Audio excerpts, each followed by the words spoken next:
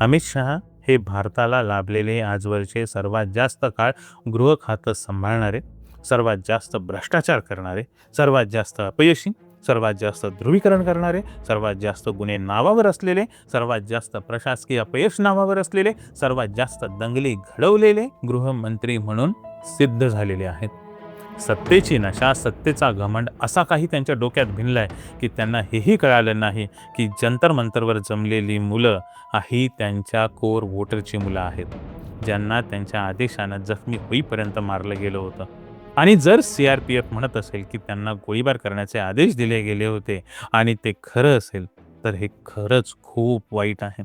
असा गुन्हा करणारा गृहमंत्री आजवर देशाला मिळाला नव्हता आणि म्हणून अमित शहा कोणत्याही परिस्थितीत या पदावर राहण्याच्या लायक नाही आहेत. त्यांनी तात्काळ राजीनामा हा द्यायलाच हवा. त्यांना हा देश कधीच क्षमा करणार नाही, कधीच नाही. हा व्हिडिओ पाहिल्यानंतर त्यांनी बसवून ठेवलेली यंत्रणा मला थोडीच सोडणार आहे. काही कांड करून ते नक्कीच मला कशात ना कशात तरी गुंतवतीलच.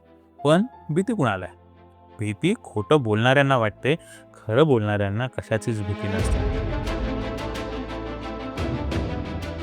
नमस्कार, मी वैभव छाया. तुम्हाला माहिती आहे का, आंबेडकर नावाचं भूत आहे. होय, आपल्या डॉक्टर बाबासाहेब आंबेडकरांच्या नावाचं भूत. खरंय, ते ज्याच्या मानगुटीवर बसतं त्याला ते झपाटून सोडल्याशिवाय राहतच नाही. एकतर माणूस संविधानवादी बनतो आणि जर तो संघी असेल तर त्याचं हिंदुत्ववादी करिअर बर्बाद झाल्याशिवाय राहत नाही. तुम्हाला आठवतंय का, 1 वर्षापूर्वी अमित शहा संसदेत म्हणाले होते, क्या है ये आंबेडकर आंबेडकर आंबेडकर, एक फॅशन हो गया है आंबेडकर का नाम लेना. बोलले होते की नव्हते? बोलले होते ना. त्यांना आंबेडकर नावाचं भूतच दिसत होतं, जळी स्थळी काष्टी पाषाणी सगळीकडे.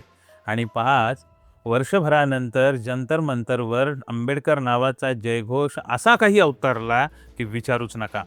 नरेंद्र मोदीनंतर मीच पंतप्रधान होणार, प्राईम मिनिस्टर होमपर्यंतचा माझा प्रवास आता केक वॉक असणार आहे, अशा स्वप्नात मागच्या 12 वर्षांपासून रममान असलेल्या अमित शहांची अवस्था अशी काही विदारक करून ठेवली आहे ना आपल्या या लहान लहान पोरांनी, जेंजीच्या पोरांनी, की आता विचारता सोय राहिलेली नाहीये.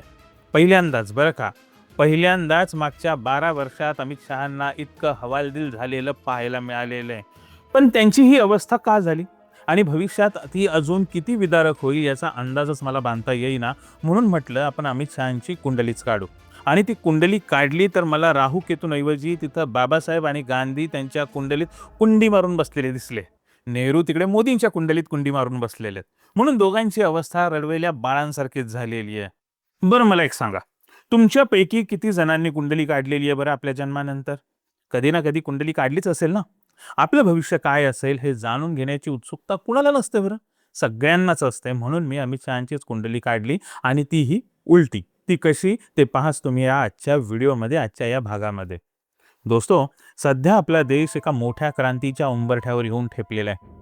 अख्ख्या शिक्षण व्यवस्थेचं ब्राह्मणीकरण करून ती अधिकाधिक भ्रष्ट करणाऱ्या धर्मेंद्र प्रधानांचा राजीनामा आपल्या तरुण विद्यार्थ्यांनी प्रधानमंत्र्यांच्या म्हणजे मोदींच्या नाकावर टिच्चून मिळवला. आणि कधी नव्हे ते एवढं मोठं नाक कापलं गेलंय ना मोदी सरकारचं की विचारूच नका. आणि आता लोकसभेचे विरोधी पक्षनेते राहुल गांधी यांनी थेट अमित शहा यांच्या राजीनाम्याचीच मागणी केलेली आहे. मागणी काय, थेट आव्हानच दिलेलं आहे आणि स्पष्ट शब्दात संदेश दिलाय की अमित शहा मस्ट गो. मागच्या 12 वर्षात पहिल्यांदाच असं घडलंय की मोदी आणि अमित शहा यांना काही केल्या रिलीफ मिळेनाच झालेलं आहे. विरोधी पक्ष तर मागे पडलेला होताच, पण आता जेनजी देखील मागे पडलेली आहे आणि पर्यायाने त्या जेनजींचे आई वडीलही. मोदी आणि अमित शहांच्या हातून गाडी आता कधीच सुटलेली आहे. त्यांचा आधार आता एकच उरलेला आहे आणि तो म्हणजे इलेक्शन कमिशन. आणि इलेक्शन कमिशनची पोलकोलही सगळ्यांनी केलेलीच आहे. म्हणून आता एकच नारा आहे सगळीकडे, अमित शहा मस्ट गो. आणि यावेळेस कारण काय ताकदवर आहे माहिती आहे का? तर दिल्लीतल्या जंतर मंतरवर विद्यार्थ्यांवर झालेला खूनी हल्ला. पण ते एवढंच कारण आहे का अमित शहांचा राजीनामा मागण्यासाठी? नाही ना, बिलकुल नाही. त्याच्यामागे खूप कारणं आहेत.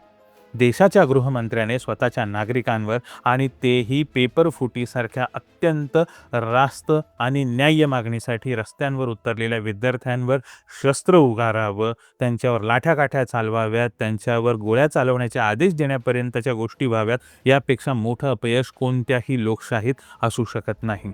यामध्ये एका विद्यार्थ्याची दृष्टी कायमची गेली. शेकडो विद्यार्थी जखमी होऊन दिल्लीतल्या वेगवेगळ्या रुग्णालयांमध्ये दाखल करण्यात आले होते आणि हे सर्व कुठून घडलं? तर संसद भवनापासून अगदी हाकेच्या अंतरावर. दिल्ली पोलीस आणि RAF या दोन्ही थेट केंद्रीय गृहमंत्रालयाच्या हाताखाली काम करणाऱ्या यंत्रणांच्या हातून घडलेलं होतं. ही घटना साधी नाही. ही घटना एका मोठ्या पॅटर्नचा भाग आहे. दिल्लीतल्या दंगली असतील किंवा मणिपूरमध्ये घडलेला हिंसाचार, शेतकरी आंदोलनांवरचा होणारा झालेला लाठीमार असेल किंवा आत्ता जंतर मंतरवर विद्यार्थ्यांवरचा गोळीबार आणि लाठीमार, प्रत्येक वेळी तीच यंत्रणा, तोच गृह मंत्रालयाचा वरचष्मा आणि प्रत्येक वेळी जबाबदारी झटकण्याचा सरकारचा प्रयत्न. आणि आता या व्हिडिओमध्ये आपण याच पॅटर्नला नीट समजून घेऊयात, जाणून घेऊयात. अमित शहा यांच्या संपूर्ण कारकिर्दीतील वादग्रस्त निर्णयांचा आणि गृहमंत्री म्हणून झालेल्या अपयशांची माहिती देणारी, त्यांचा सविस्तर भूतकाळ सांगणारी ही कुंडली तुम्ही पाहिलीच पाहिजे. आणि या कुंडलीकडे वळण्याआधी नेहमीच आपलं एक आवाहन, चॅनल लाईक, शेअर, सबस्क्राईब करा आणि जसं शक्य असेल तसं आर्थिक सहकार्यही करा. तुमच्या सहकार्याशिवाय हे काम पुढे चालू ठेवणं शक्य नाही. तर सुरू करूयात विषयाच्या पुढील भागाला. तुम्हाला गँगस्टर सोहराबुद्दीन शेख माहिती आहे का? तो ज्याचं फेक एन्काउंटर खूप गाजलं होतं ना, तोच. गँगस्टर सोहराबुद्दीन शेख, त्याची पत्नी कौसर बी आणि साथीदार तुलसीराम प्रजापती यांच्या हत्येप्रकरणी CBIनं अमित शहा यांच्यावर खून, अपहरण आणि खंडणीचे आरोप ठेवले होते. गुजरातचे गृहराज्यमंत्री असताना संगमरवरी व्यापाऱ्यांकडून पैसे घेऊन संगनमतानं ही हत्या घडवून आणल्याचा CBIचा दावा होता, तसं आरोपपत्र होतं. पुरावा म्हणून आरोपी पोलीस अधिकाऱ्यांशी झालेले फोन रेकॉर्ड्स आणि अहमदाबाद जिल्हा सहकारी बँकेतील संभाषणाच्या ध्वनिफिती म्हणजेच त्यांच्या ऑडिओ क्लिप्स देखील कोर्टामध्ये सादर करण्यात आल्या होत्या CBIकडून. या प्रकरणाची क्रोनॉलॉजी आहेत ना, आपण जरा शांतपणे समजून घेऊयात. 25 जुलै 2010 रोजी CBIने त्यांना अटक केली. काही काळ अमित शहा साबरमती जेलमध्ये होते. 29 ऑक्टोबर 2010ला गुजरात उच्च न्यायालयानं त्यांना जामीन दिला, पण दुसऱ्याच दिवशी न्यायमूर्ती आफताब आलम यांनी त्यांना गुजरातमध्ये प्रवेशबंदी घातली. 2010-2012चा काळ हा त्यांनी दिल्लीतल्या गुजरात भवनात हद्दपार म्हणून काढला. हद्दपार म्हणजे तडीपार. सप्टेंबर 2012मध्ये सर्वोच्च न्यायालयानं जामीन दिल्यानंतर ते गुजरातला परतले. मग येतो डिसेंबर 2014चा काळ, जेव्हा भाजप भारतात पूर्ण बहुमतानं सत्तेत आलेली होती आणि लगेचच सत्तेचा गैरवापर करत त्यांनी डिसेंबर 2014मध्ये विशेष CBI न्यायालयानं पुराव्याअभावी त्यांना या प्रकरणातून डिस्चार्ज केलं आणि आरोपांना राजकीय रंग असल्याचं नमूद केलं. मग त्यानंतर आलं जज लोया यांचं खून प्रकरण. त्याचं झालं असं की सोहराबुद्दीन प्रकरणाची सुनावणी करणारे विशेष CBI न्यायाधीश BH लोया म्हणजेच जज लोया यांचा डिसेंबर 2014मध्ये नागपूरमध्ये हृदयविकाराच्या झटक्यानं मृत्यू झाल्याची बातमी आली. ही बातमी विजेच्या वेगानं देशभर पोहोचली. योगायोगानं हा अमित शहांच्या डिस्चार्जच्या काही आठवडे आधीचाच काळ होता. द कारवा नावाचं मॅगझिन तुम्हाला माहीत असेल ना, तर या मॅगझिननं 2017मध्ये न्यायाधीश लोया यांच्या कुटुंबियांच्या मुलाखतींवर आधारित एक सिरीज पब्लिश केली होती. आपल्या निरंजन टकले सरांनी ती केली होती, ज्यात त्यांच्या मृत्यूभोवती संशयास्पद परिस्थिती, ज्यामध्ये ना हृदयविकाराचा रिपोर्ट म्हणजे त्यांच्या हार्ट अटॅकचा जो रिपोर्ट होता, त्यांच्या पोस्टमॉर्टमचा रिपोर्ट होता आणि त्यांच्या कुटुंबियांना न कळवता झालेले काही निर्णय जज लोयांच्या बाबतीत, या सगळ्या गोष्टी असल्याचा दावा करण्यात आला होता. या विरोधात विरोधी पक्षांनी स्वतंत्र चौकशीची मागणी केली. काँग्रेस नेते राहुल गांधी यांनी सर्वोच्च न्यायालयाच्या देखरेखीखाली तपासाची मागणी केली, पण उपयोग शून्य झाला.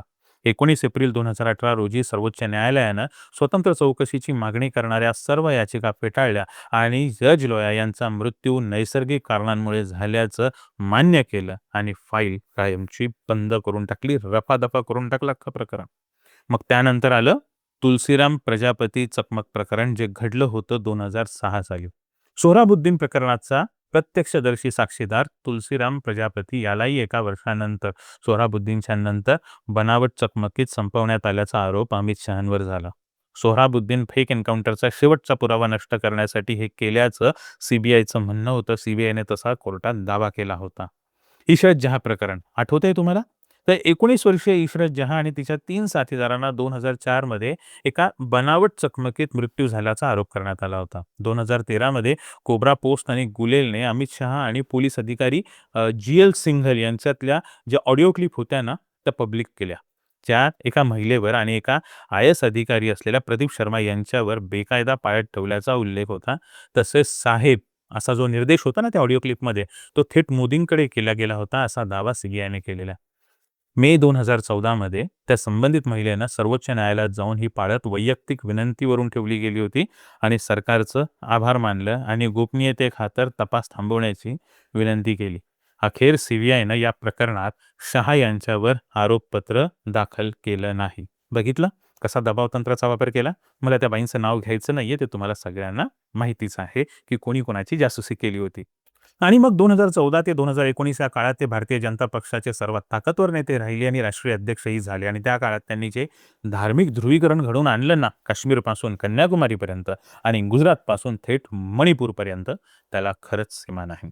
आपण एक-एक करून सगळी प्रकरणं पाहूयात. 2014 साली उत्तर प्रदेशात प्रचार करताना त्यांनी सातत्यानं धार्मिक ध्रुवीकरण होईल अशा प्रकारची वक्तव्य केली. अयोध्याच्या वादाचा त्यांनी प्रचारात पुरेपूर वापर केला.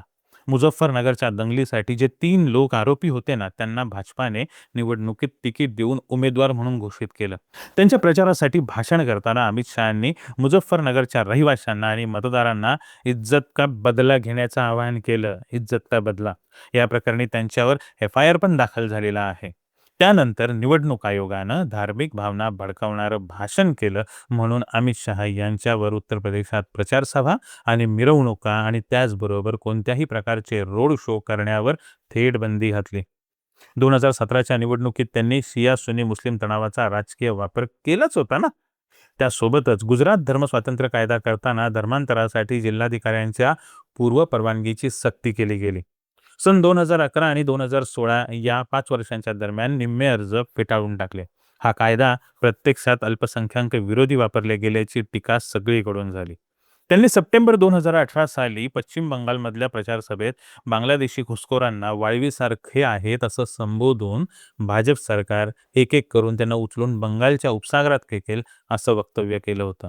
यावर जगभरातल्या मानवाधिकार संघटनांनी या स्टेटमेंटला डिह्युमनायझिंग म्हणत अमित शहा आणि भारत सरकारवर सडकून टीका केली होती. आता त्यानंतर मुद्दा येतो तो म्हणजे आसाममधल्या एन-आर-सी प्रकरणाचा. एन-आर-सी माहीत असेल ना? आसाममध्ये अंतिम यादीमध्ये जेव्हा एन-आर-सी झाली तेव्हा अंतिम यादीत 19 लाखांहून अधिक लोक वगळून टाकले होते. यात हिंदूही मोठ्या संख्येने होते. त्यामुळे भाजपचाच एक गट नाराज झाला आणि विरोधकांनी संपूर्ण प्रक्रिया सदोष असल्याची टीका केली. शहा यांनी एकही खरा भारतीय नागरिक वगळला जाणार नाही असं आश्वासन दिलं होतं. पण प्रत्यक्षात लाखो लोक कागदोपत्रांअभावी अडचणीत आले आणि अमित शहांनी त्यांना अडचणीत आणलं होतं असं म्हटलं तर वावगं ठरणार नाही. आता आपण त्यांच्या मागच्या 6 वर्षात गृहमंत्री म्हणून म्हणजे 2019 सालापासून ते 2026 या काळातील अपयशाचे एक-एक मुद्दे पाहूयात आणि तेही एकदम सविस्तरपणे. त्यातला पहिला मुद्दा येतो तो म्हणजे काश्मीरमधला कलम 370 रद्द होण्याचा. कलम 370 रद्द होणं आणि त्याचे परिणाम काय होते हे आपण सगळ्यांनी पाहिले. 5 ऑगस्ट 2019 रोजी कलम 370 आणि 35 रद्द करून जम्मू काश्मीरचे 2 केंद्रशासित प्रदेशात विभाजन करण्यात आलं. तेव्हा सरकारनं विशेषतः अमित शहांनी एक गृहमंत्री म्हणून देशाला सांगितलं होतं की सामान्यीकरण आणि विकास घडवून आणण्यासाठी त्यांचं हे पाऊल प्रचंड गरजेचं आहे, खूप गरजेचं आहे. पण प्रत्यक्षात राज्याचा दर्जा अजूनही 2026 पर्यंत काश्मीरला बहाल झालेला नाही आणि हे आश्वासन अमित शहा यांनी संसदेत दिलेलं होतं. त्यानंतर काश्मीरमधील इंटरनेट बंदी ही कोणत्याही लोकशाही देशातील सर्वात प्रदीर्घ इंटरनेट शटडाऊन ठरली, जी सुरू झाली 5 ऑगस्ट 2019 रोजी आणि संपली 31 जानेवारी 2020 रोजी. आणि या बंदीचा थेट परिणाम झाला काश्मीरमधल्या शिक्षण व्यवस्थेवर, तिथल्या आरोग्य सेवांवर आणि पर्यायानं तिथल्या एकूण अर्थव्यवस्थेवर याचा भयानक गंभीर परिणाम झाला. त्याचा अहवाल जेव्हा सर्वोच्च न्यायालयात सादर झाला ना, तेव्हा सर्वोच्च न्यायालयानं जानेवारी 2020 मध्ये इंटरनेट ॲक्सेस हा मूलभूत हक्क असल्याचं सांगत अमित शहांना, मोदी सरकारला फटकारलं आणि तात्काळ इंटरनेट रिस्टोर करण्याचे आदेश दिले. तेव्हा कुठे जाऊन काश्मीरमध्ये इंटरनेट पूर्ववत करण्यात आलं होतं. जर सर्वोच्च न्यायालयाने हस्तक्षेप केला नसता तर अमित शहांनी ती बंदी आजवर कायम ठेवली असती बरं का, आजवर कायम ठेवली असती. तरीही काही भागात लष्करी विशेषाधिकार कायदा अजूनही लागू आहे. लष्करी विशेषाधिकार कायदा माहिती आहेत ना, AFSPA तो अजूनही लागू आहे. मार्च 2024 मध्ये अमित शहा यांनी तो हटवण्याचा विचार असल्याचं विधान केलं होतं. पण प्रत्यक्षात अजून त्याच्या संदर्भात काहीही अंमलबजावणी झालेली नाही. तो कायदा जसाच्या तसा तिथे लागू आहे. त्यानंतर 22 एप्रिल 2025ला पहलगाम इथे झालेल्या दहशतवादी हल्ल्यात 26 पर्यटक ठार झाले. कलम 370 रद्द केल्यानंतर 6 वर्षांनीही झालेल्या या मोठ्या हल्ल्यामुळे सामान्यीकरण आणि शून्य दहशतवाद या त्यांच्या दाव्यावर सरळ सरळ काट मारली गेली. काँग्रेससोबत अनेक विरोधी पक्षांनी हे गुप्तचर आणि सुरक्षा यंत्रणांचं अपयश आहे असा आरोप केला आणि त्या आरोपांमुळे त्यांनी शहा यांच्या राजीनाम्याची देखील मागणी केली. शहा स्वतः श्रीनगरला धावत गेले आणि याला गुप्तचर अपयश म्हणजे इंटेलिजन्स फेल्युअर असल्याचं बिलकुल त्यांनी कबूल केलं नाही. पण त्याच वेळेला आंतरराष्ट्रीय प्रसारमाध्यमांनी हे इंटेलिजन्स फेल्युअर होतं हे ठळकपणे सांगितलं आणि अख्ख्या भारताचं नाक जगात कापलं गेलं होतं. त्यानंतर अमित शहांच्या कुंडलीत अजून काही घरं येतात बरं का. ही नुसती एवढीच घरं नाही आहेत आणि त्यातलं पहिलं घर माहिती आहे कोणतं? ते म्हणजे नागरिकत्व दुरुस्ती कायदा CAA आणि NRCचं घर. त्याची क्रोनॉलॉजी आपण समजून घेऊया. 19 नोव्हेंबर 2019चा हा दिवस होता. अमित शहा यांनी राज्यसभेत त्या दिवशी संपूर्ण देशात NRC लागू करण्याचं जाहीर केलं. डिसेंबर 2019 मध्ये पाकिस्तान, बांगलादेश आणि अफगाणिस्तानातल्या छळग्रस्त बिगर मुस्लिम अल्पसंख्याकांना ज्याच्यामध्ये हिंदू, शीख, बौद्ध, जैन, पारशी आणि ख्रिश्चन नागरिक येतात यांना नागरिकत्व देणारा CAA कायदा मंजूर करून घेतला. अमेरिकेच्या आंतरराष्ट्रीय धार्मिक स्वातंत्र्य आयोगानं म्हणजेच USCIRFने हा कायदा धर्माधारित नागरिकत्व निकष असल्याचे म्हणत निर्बंधांची मागणी केली. देशभर त्या विरोधामध्ये आंदोलनं चालली. शाहीन बागचं माहीत असेल ना तुम्हाला दिल्लीतलं, तर ही तीव्र आंदोलनं घडली आणि यातूनच पुढे दिल्लीतल्या दंगलींची ठिणगी पडली, दिल्लीतल्या दंगलीची. आणि ही दिल्ली दंगल घडली फेब्रुवारी 2020 साली, ज्याचा मुख्य आधार होता CAAचा विषय.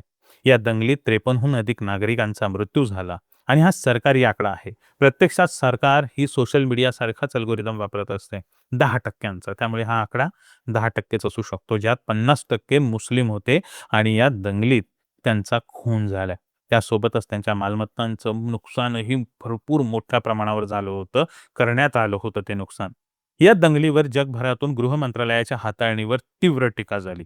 दिल्ली पोलीस थेट गृह मंत्रालयाच्या अखत्यारीतच येतं. द वायरनं प्रकाशित केलेल्या एका रिपोर्टनुसार ही दंगल भडकवण्यात गृह मंत्रालय आणि दिल्ली पोलिसांचा थेट सहभाग असल्याचं म्हटलं गेलं. या दंगलीनंतर भारतातील माध्यमे गप्प राहिली. ते गप्पच राहणार, कारण ते गोदी मीडिया आहेत. पण अनेक आंतरराष्ट्रीय माध्यमांनी त्यांच्या संपादकीयांमध्ये अमित शहांवर थेट ठपका ठेवला आणि त्यांच्या राजीनाम्याची मागणी केली होती. पण काय करणार, त्याचाही उपयोग हा शून्य झाला. त्यांच्यावर कोणत्याही प्रकारचा परिणाम झाला नाही अमित शहांवर. हे झालं दंगलीचं, दिल्लीच्या दंगलीचं. आता येऊयात आपण कोविडच्या महामारीवर. कोविड-19चा लॉकडाऊन जो मार्च 2020च्या कालखंडात लागला होता ना, तेव्हा स्थलांतरित मजुरांचं मोठं संकट उभं राहिलं होतं. कारण गृह मंत्रालयानं 24 मार्च 2020 रोजी अवघ्या 4 तासांच्या नोटिसीवर देशव्यापी लॉकडाऊनचा आदेश जारी केला होता आणि लाखो स्थलांतरित मजूर शहरात अडकले. सार्वजनिक वाहतूक बंद झाल्यानं शेकडो, हजारो किलोमीटर पायी घरी जाण्यास त्या मजुरांना भाग पाडलं गेलं. या प्रवासादरम्यान अनेकांचा अपघाती मृत्यू झाला, उन्हाने होरपळून मृत्यू झाला. यावर अमित शहा यांनी संसदेत आणि माध्यमांमध्ये मजुरांनी संयम गमावला म्हणून त्यांचा मृत्यू झाला अशी असंवेदनशील टीका टिप्पणी केली होती. कोविडचा काळ हाताळण्यात गृहमंत्री म्हणून अमित शहा पूर्ण अपयशी ठरले. पण शेतकरी आंदोलन मुळापासून चिरडून काढण्यात आणि त्यासाठी वाटेल त्या हीन थराला म्हणतोय मी बरं का, हीन थराला जाण्यात मात्र त्यांनी पूर्ण यश मिळवलं. 2020-21चं कृषी आंदोलन माहिती आहे ना तुम्हाला? 3 कृषी कायद्यांविरोधात दिल्लीच्या सीमांवर शेतकऱ्यांनी वर्षभर आंदोलन केलं होतं. संयुक्त किसान मोर्चाच्या दाव्यानुसार या आंदोलनात 750हून अधिक शेतकऱ्यांचा मृत्यू झाला. पोलिसांनी दिल्लीच्या सीमांवर सिमेंट बॅरिकेड्स, खड्डे आणि खिळे रोवून रस्ते रोखून धरले होते शेतकऱ्यांसाठी. गाझीपूर बॉर्डरवर तर पाणी आणि वीज पुरवठा खंडित केल्याचेही आरोप झाले. 26 जानेवारी 2021 रोजी ट्रॅक्टर रॅली दरम्यान इंटरनेट बंदी लागू करण्यात आली, पण शेतकऱ्यांनी खूप चिवट लढा दिला. अखेर 29 नोव्हेंबर 2021 रोजी मोदींना हे तिन्ही कृषी कायदे संसदेत उभं राहून मागे घ्यावे लागले. पण जेव्हा नंतर बरं का, पण जेव्हा 2024-25 सालामध्ये किमान आधारभूत म्हणजेच MSPच्या कायदेशीर हमीसाठी शेतकऱ्यांनी लढा दिला ना आणि ते पुन्हा दिल्लीकडे कूच करू लागले होते, तेव्हा शंभू आणि खनौरी बॉर्डरवर जमलेल्या शेतकऱ्यांवर अश्रुधूर रबर बुलेट्सचा अंधाधुंद मारा केला गेला होता. त्यात शुभकरण सिंग या शेतकऱ्याचा मृत्यू झाला. ह्युमन राईट्स वॉचने शेतकऱ्यांच्या शांततापूर्ण आंदोलनाच्या अधिकाराचे रक्षण करा असं आवाहन करत मोदी सरकारवर आणि अमित शहांवर टीका केली होती. हे झालं सगळं शेतकरी आंदोलनाचं. आता येऊयात आपण मणिपूरमधल्या जातीय हिंसाचारावर, जो भडकला होता मे 2023ला, जो आजतागायत चालूच आहे आणि तो शमवण्यासाठी अमित शहांनी काहीच केलेलं नाही. उलट तो भडकत राहील याची त्यांनी काळजी घेतली. मैतेई आणि कुकी-जो या समुदायातील संघर्ष हाताळण्यात गृह मंत्रालय सपशेल अपयशी ठरलेलं आहे आणि जगभरात या अपयशाची चीथू झालेली आहे. या हिंसाचारात आहे ना, आजवर 258हून अधिक नागरिकांचा मृत्यू झालेला आहे. सुमारे 60,000 नागरिकांना विस्थापित व्हावं लागलेलं आहे. 1,000हून अधिक लोक जखमी आहेत. यात 32 लोक बेपत्ता आहेत. एकूण 4,786 घरं जाळली गेलेली आहेत. यामध्ये सुमारे 400 चर्च आणि 132 मंदिरं उद्ध्वस्त केली आहेत. तर एकूण 386 धार्मिक स्थळांची विटंबना करण्यात आलेली आहे. ऑक्टोबर 2023 पर्यंत पोलीस शस्त्रागारातून सुमारे 6,000 शस्त्रे आणि 6 लाख काडतुसं लुटली गेली. 1.5 वर्षांहून अधिक काळ ही शस्त्रे परत मिळवण्यात केंद्र आणि राज्य सरकार आजवर अपयशी ठरलेलं. शहांनी नोव्हेंबर 2024 नंतर मणिपूरमध्ये हिंसाचार थांबला असा थेट दावा केलेला आहे. पण त्यानंतरही किमान 21 मृत्यू झाल्याचे द वायरच्या फॅक्ट चेकमधून समोर आलेलं आहे. अमित शहांचा अजून एक मोठा कारनामा म्हणजे माहिती आहे काय?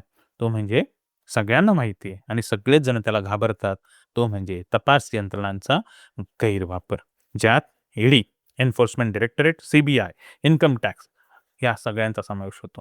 काँग्रेससह जवळपास सर्वच प्रमुख विरोधी पक्षांचा सातत्याने आरोप राहिलेला आहे की अमित शहांनी ईडी, सीबीआय आणि आयकर विभागांचा वापर निवडणुकीपूर्वी विरोधी पक्षनेत्यांना लक्ष्य करण्यासाठी तसंच पक्षांतर घडवण्यासाठी केलेलं आहे. आता तर लोक उघडपणे भाजपाला वॉशिंग मशीन म्हणतात.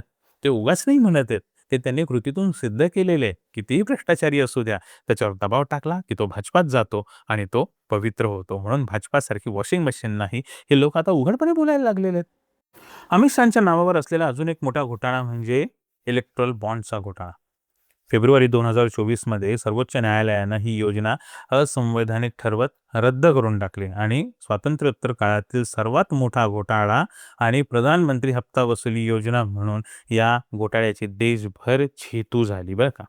कारण ईडी आणि सीबीआयच्या चौकशीनंतर काही कंपन्यांनी मोठमोठ्याल्या देणग्या भाजपाला दिल्याचा पॅटर्न सुप्रीम कोर्टाला यामध्ये आढळला होता. त्यानंतर ऑक्टोबर 2024 मध्ये कॅनडा सरकारनं शीख फुटीरतावाद्यांना धमकावण्याच्या आणि लक्ष्य करण्याच्या आंतरराष्ट्रीय मोहिमेमागे थेट अमित शहा यांचा हात असल्याचा गंभीर आरोप केला होता.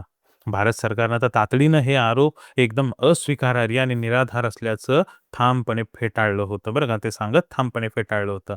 पण या सगळ्यांमुळे भारत कॅनडातले जे राजनैतिक संबंध होते ना, ते कमालीचे ताणले गेले. ते आजवर कायमचेच ताणलेले आहेत. यादी अजून संपलेली नाही अमित शहांची बरं का.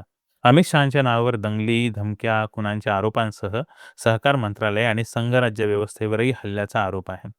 2021 मध्ये नव्याने स्थापन झालेल्या सहकार मंत्रालयाचा कार्यभार अमित शहा यांच्याकडे सोपवण्यात आला होता. अमूल आणि कर्नाटकच्या नंदिनी या 2 दूध सहकारी ब्रँड्समध्ये सहकार्य घडवण्याच्या त्यांच्या प्रयत्नावरून मोठा राजकीय वाद झाला होता.